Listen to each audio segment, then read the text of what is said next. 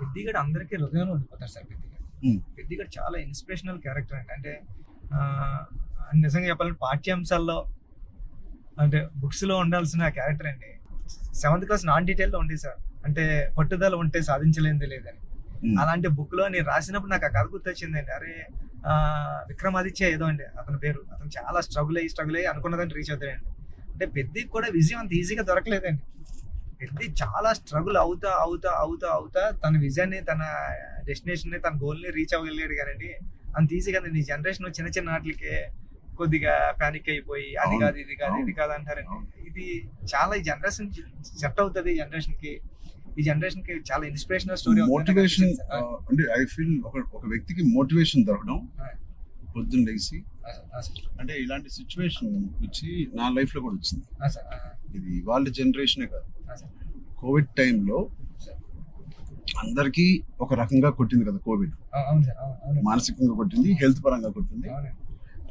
Financial గా కొట్టింది. ఈ వేరే వేరే రకాలుగా కొట్టినాయి. నాకు కూడా ఒక రకంగా కొట్టింది.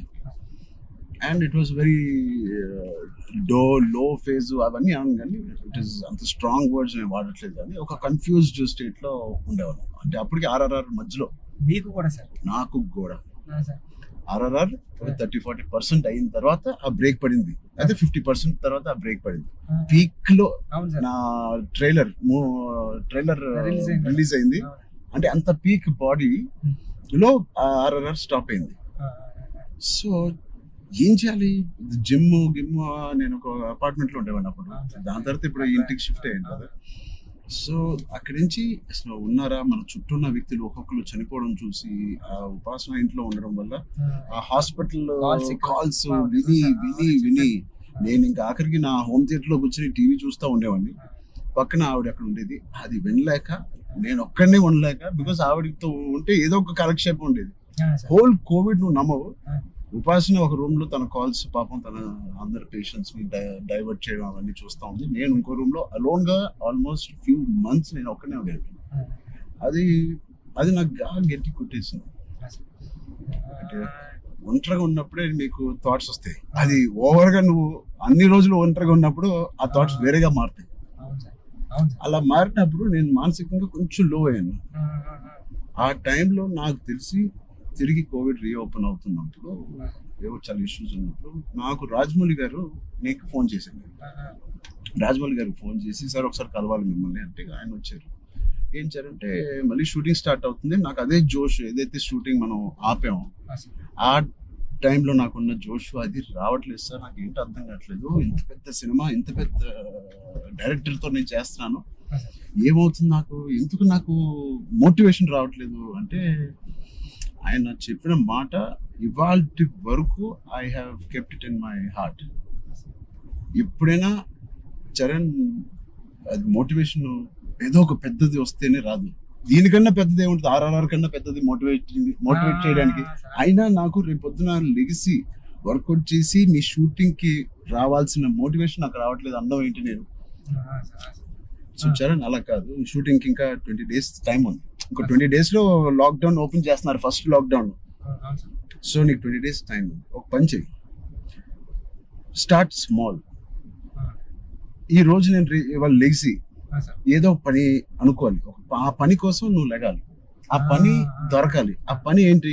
ఏమి లేదు ఇప్పుడు కోవిడ్ లో. ఆ పని ఏముంటది? ఎక్కడికి ఎలా ఉండదు. నా బెడ్రూమ్ ద బెస్ట్ బెడ్రూమ్, అంటే cleanest bedroom in Jubilee hills లాగా మార్చాలి.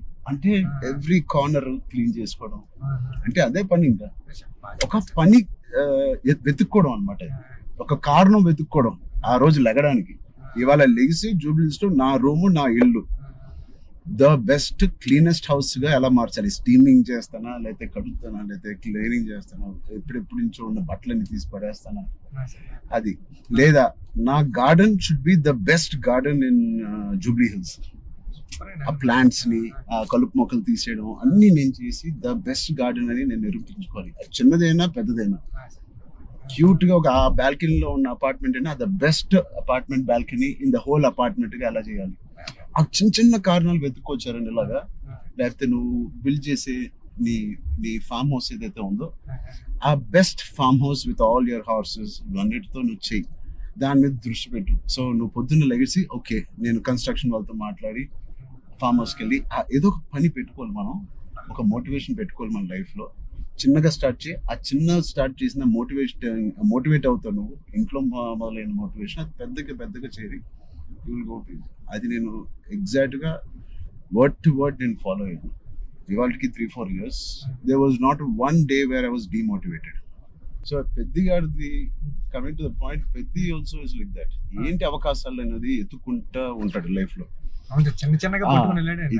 ఇది పోయిందా, ఇది కూలిపోయాడా, ఎన్ని అడ్డంకులు వచ్చినాయి అతనికి అని చూసుకోకుండా ఉన్న దాంట్లో సరిపెట్టుకోకుండా కూడా ఉన్నదంట. మళ్ళీ దాంట్లో బెస్ట్ ఎలాగా ఉంటాడు అనేది ఒక ఫస్ట్ హాఫ్ నుంచి ఇంటర్మిషన్ లో ఒకలాగా, ఇంటర్మిషన్ తర్వాత ఇంకోలాగా.